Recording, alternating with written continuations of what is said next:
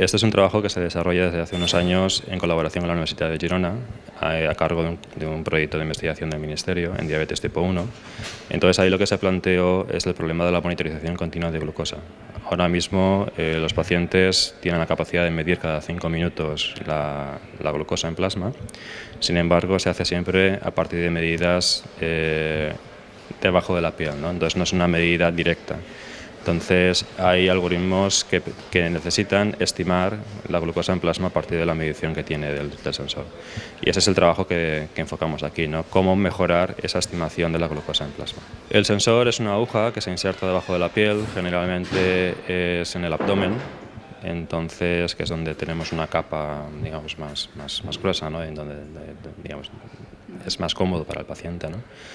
Y eso genera una señal eléctrica, una señal de intensidad, que se transmite de forma inalámbrica hacia lo que sería la unidad donde el paciente ya pues, ve de forma numérica el valor de la medida, ¿no?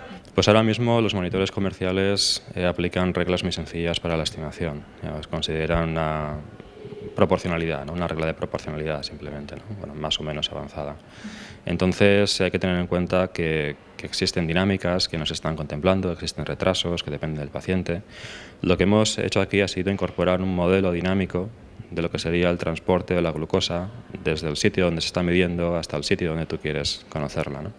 Entonces la incorporación de esos modelos en el algoritmo de calibración pues es lo que permite mejorar esa estimación. Lo hemos validado a partir de datos clínicos que han surgido de diferentes estudios provenientes de pues, la Universidad de Perugia, del Hospital Josep Trueta de Girona, del Hospital Clínico de Valencia.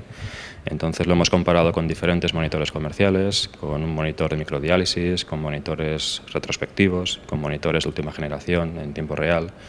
Y los resultados, pues bueno, se ha demostrado pues, una mejora significativa de la exactitud de todos estos monitores.